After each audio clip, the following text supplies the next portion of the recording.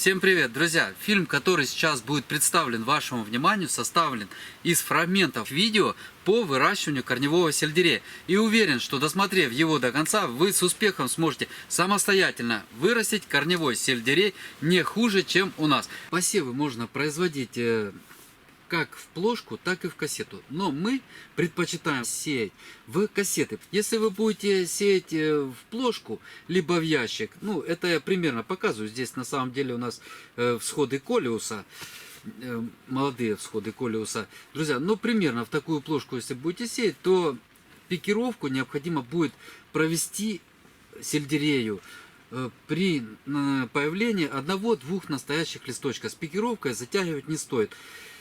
Посеяли, глубина заделки семян 0,5-1 сантиметр, почва рыхлая, влажная, хорошо увлажнили. Я уже сеять не буду, ну, у нас посеян, на пальцах, будем так говорить, расскажу, друзья. Накрыли, поместили в температуру 20-23 градуса выше нуля. Затем на 9-12 день ожидаем всходы. Вот важно не пропустить, чтобы вовремя убрать укрытие. Будь это пленочка, будь это стеклышко, убираем и помещаем рассаду сельдерея в температуру порядка 16 градусов. Существенно надо понизить температуру после появления всходов. Ну, почти как у капусты.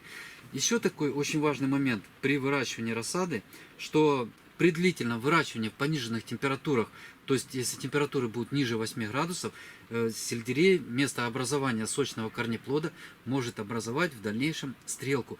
Поэтому, друзья, вот он температурный коридор от 16, ну пусть от 18 градусов до 12.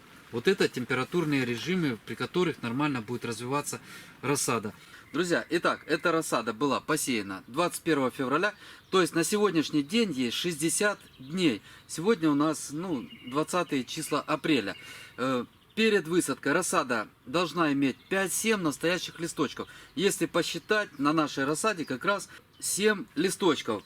Друзья, ну как видно даже визуально, что рассада хорошо развита. Она имеет, цвет листа имеет насыщенный изумрудно-зеленый цвет, что указывает на то, что всех элементов питания на данный момент растению хватает. Обратите внимание, в каких условиях у нас выращивалась эта рассада. В общем, расставлена она на полу, рядом с другими культурами. Здесь пониженная была температура. Но обязательно для того, чтобы вырастить качественную рассаду, стаканчики рассадные мы расставляли. И вот на полу здесь она у нас при пониженных температурах выращивалась. У сельдерея достаточно длительный период вегетации, приходится пораньше сеять вот в феврале. В рассадных стаканах эти растения держать больше нельзя, потому что земляной ком уже весь оплетен корневой системой. И растение очень скоро начнет испытывать дефицит в питании. Придется его усиленно подкармливать. Смотрите, как выглядит сейчас корневая система этого растения. Самое хорошее по развитию растения для высадки в открытый грунт. Друзья, жменьку Агровит Кор перемешиваем. Сюда добавлено также препарат против медведки. Заглубление сельдерею корневому абсолютно недопустимо. Поэтому высаживаем ровно его за подлицо. Как он рос у нас в рассадном стакане, также его и высаживаем. Схема посадки: 40 сантиметров между растениями в ряду и 40 сантиметров между рядья. Следующая лунка у нас через 40 сантиметров. То же самое. После высадки сельдерея проводим его обильный полив. На данный момент растения выглядят вот так. Многие зрители жаловались, что у них не получается вырастить крупный корнеплод.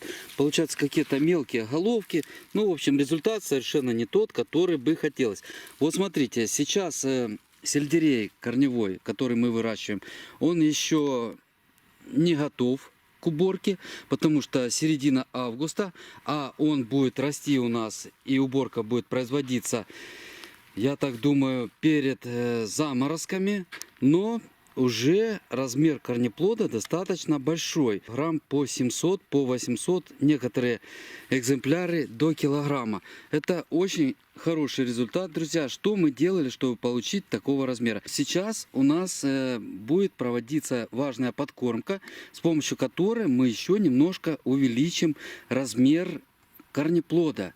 Итак, друзья, всего делаем 3 подкормки при выращивании сельдерея корневого. Первая подкормка делается после высадки рассады, ну, можно через неделю, через 10 дней. Если вы сторонники органических подкормок, это может быть жижа навозная, коровяк, так называемый, подлить. То есть это должна быть азотная подкормка. Можете просто даже аммиачной селитрой из расчета 10-15 грамм на 10 литров пролить. Эта подкормка первая необходима для наращивания зеленой массы. Листья при укрупнении в дальнейшем корнеплода играют очень важную роль. Именно за счет хорошо развитой зеленой массы будет затем увеличиваться корнеплод. Но опять же необходимо соблюдать баланс, чтобы не запустить развитие растения вегетативно. То есть чтобы не получилось, что оно будет жировать, тогда корнеплод крупным уже не будет.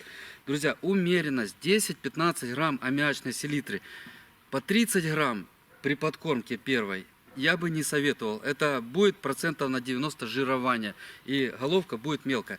Итак, это была первая подкормка. Затем через месяц необходимо провести подкормку универсальным комплексным удобрением, в котором азот, фосфор и калий будет в равных частях. Это может быть любое удобрение любого производителя, от мастера до полифида, терафлекс, кристаллон, растворин и так далее. Абсолютно неважно, лишь бы состав был его приблизительно такой 20-20-20, либо 18-18-18. Ну, в общем, чтобы азот, фосфор, калий был в равных частях. Это нам позволит более органично развитию растения. Будет и подземная часть, то есть корнеплод увеличиваться, листовая масса тоже будет увеличиваться. И третья подкормка, друзья, которая будет очень большую роль играть именно для увеличения корнеплода, это необходимо организовать отток пластических веществ из зеленой массы в сам корнеплод непосредственно. Вот если мы сейчас с помощью фосфорно-калийной подкормки сможем организовать своевременный отток пластических веществ, которые накопились в листьях за счет процесса фотосинтеза, вот здесь солнышко нам помогло накопить много органических веществ, которые растение по природе своей и отведет в корнеплод. За счет этого корнеплод существенно увеличится. Середина августа, вот именно сейчас, ну, крайний срок это конец августа. Вот сейчас необходимо сделать фосфорно-калийную подкормку из расчета 15-20 грамм монофосфата калия на 10 литров воды и проливаем каждое растение. Смотрите, листья мы никогда на растущем сельдерее корневом не удаляем до тех пор, пока лист сам не начнет уже отделяться. Вот этот листок, друзья, он уже свою роль сыграл. Видите, он начал отпадать. Скоро он вообще отсохнет, он пожелтеет. И уже пользы для растения ему от этого листа не будет. Тогда мы прочистим. Были листья, которые мы удалили, но пожелтевшие, которые уже упали. Вот видите, есть такие листья. Вот следующие будут скоро уже отходить, так сказать. Они растению нужны не будут. И, конечно, мы будем прочищать посадки, чтобы все было чистенько и красиво. Друзья, еще один немаловажный момент. Одно действие, которое мы провели с нашим сельдереем в июне. Ну, трудно сказать по погоде, у всех климат разный, как говорится, поэтому размер корнеплода был в районе теннисного мячика. Вот тогда мы провели обрезание корешков, которые были в верхней части корнеплода. Просто на надземной части все корешки, которые торчали, вот так пальчиками пообрывали, и все, и корнеплод пошел расти дальше, развиваться. Не обрезали мы ножом, хотя в некоторых источниках советуют ножом. Ничего этого мы не делали, прекрасно все делается руками. Вот видите, остаток даже корешка, который когда-то был, мы все это удалили. Вот такой урожай у нас в этом году. Давайте его теперь приберем. И обязательно взвесим. Я взвешу самый крупный экземпляр, чтобы наглядно показать, сколько может вырастать корневой сельдерей. Вырывается корнеплод прекрасно и без выкапывания. Аккуратненько обламываем листочки, они уже не нужны. Вот такой вот у нас получился корнеплодик, друзья. И сейчас мы проведем ему обрезку. Можно секатором, можно ножом. Ну и листья обрежем. Листья тоже не нужны. Сантиметр, 2 сантиметра можно оставлять листьев над его поверхностью. И вот то, что я давно хотел показать вам, нашим дорогим зрителям. Друзья, сколько весит 1 килограмм, почти 600 грамм. То есть чистого веса здесь, в этом корнеплоде, больше 1,5 килограмм. Спасибо за внимание. Всего вам доброго.